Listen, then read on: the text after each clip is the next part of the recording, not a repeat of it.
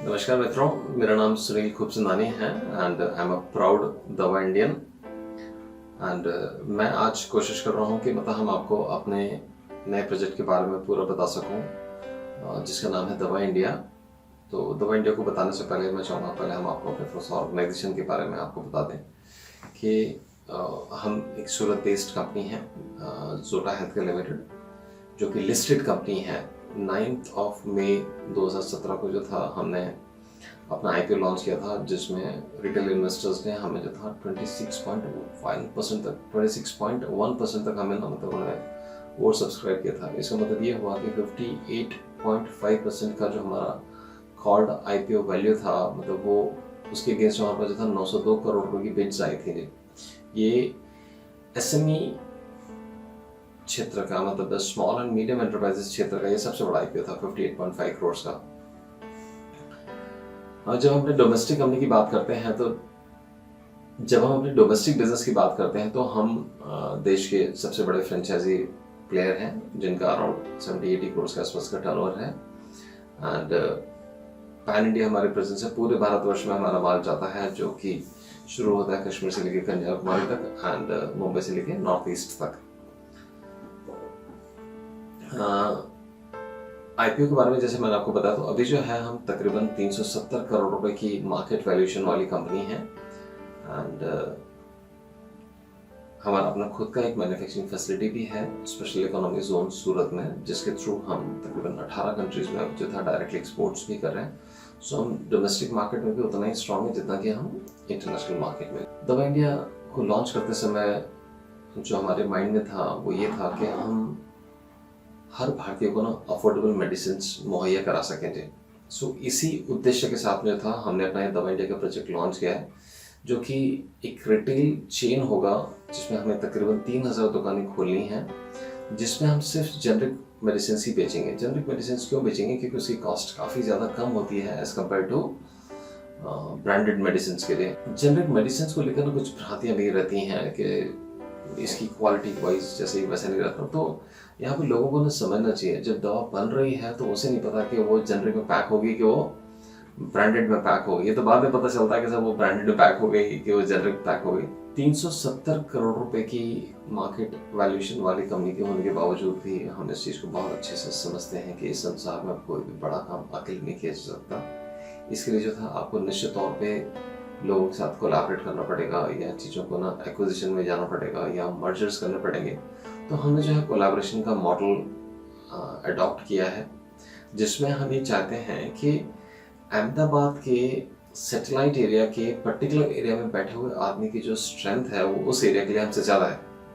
सो क्यों ना हम एक दूसरे की स्ट्रेंथ के ऊपर कैपिटलाइज करें और आखिर में दोनों की ग्रोथ इंश्योर करें। सो हमारा जो बिजनेस फिलॉसफी है वो कैसा है कि हम चाहते हैं कि हम कोलैबोरेट करें, कैपिटलाइज करें और उसके बाद जो था सेलिब्रेट करें दोनों की सक्सेस।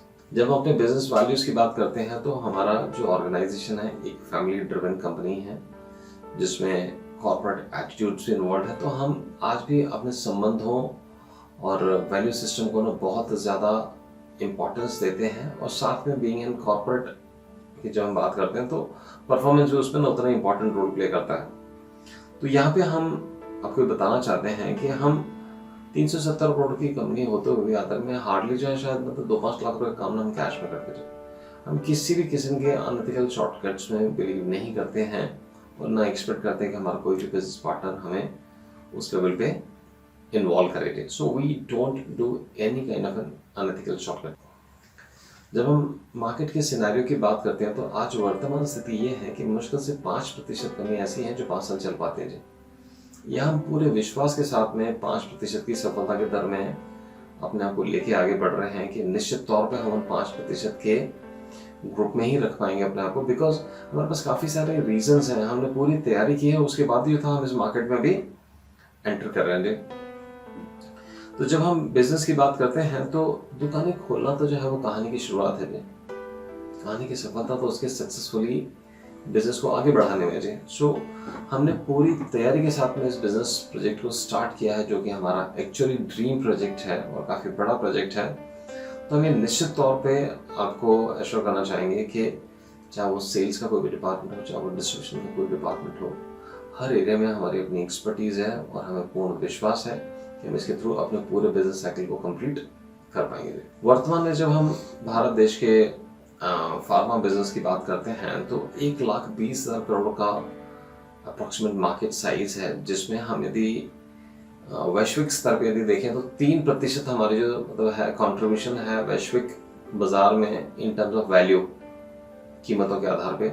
और जब हम वॉल्यूम्स की बात करते हैं मात्राओं के आधार पे, तो उसमें जो था हम तकरीबन 11% का कंट्रीब्यूशन देते हैं। 11% मात्रा के कंट्रीब्यूशन के बाद से 3% वैल्यू टर्म्स में क्यों? क्योंकि इंडियन मार्केट में दवाइयाँ काफ़ी कम कॉस्ट पे बनती हैं और बिकती हैं। जब हम वैश्विक स्तर पे बात करते हैं तो पूरे विश्व में दवाइयाँ जो है वो जेनरिक के रूप में ही बिकती हैं। इंडियन मार्केट में जो था किसी कारण से दवाइयाँ आज ब्रांडेड में बिकती हैं, but central government of India and काफ़ी सारे स्टेट्स गवर्नमेंट ने इस चीज़ को आइडेंटिफाई किया है और कीमतों को काफ़ी ज़्यादा कम करने के उद्देश्य से उन्होंने जो था जेनरिक फार्मेसी सेंटर्स ओपन किए हैं। और उन्हीं के सहयोग को आगे बढ़ाते हुए मेडिकल काउंसिल ऑफ इंडिया ने भी अभी एक ऐसा बिल पास किया है जिसमें उन्होंने डॉक्टर से बोला है कि भाई आपको इफ इन केस यदि आपको ब्रांडेड दवाइयाँ लिखनी है तो उसके साथ ही साथ जो था आपको जेनरिक वर्जन भी उसका लिखना पड़ेगा।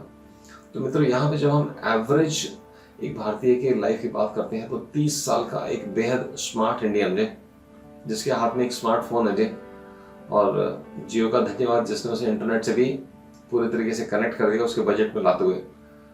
अब जस्ट आप इमेजिन करके देखिए ऐसी कौन सी चीज़ है जो इस स्मार्ट इंडियन जिसके हाथ में एक स्मार्टफोन है और नेट की कनेक्टिविटी है, कौन सी चीज़ उससे दूर हो सकती है? उसे कितना समय लगेगा इस बात को अंडरस्टैंड करने में कि ब्रांडेड दवाइयों की कीमत क्या है और आखिर में जेनरिक दवाइयों की कीमत क्या है।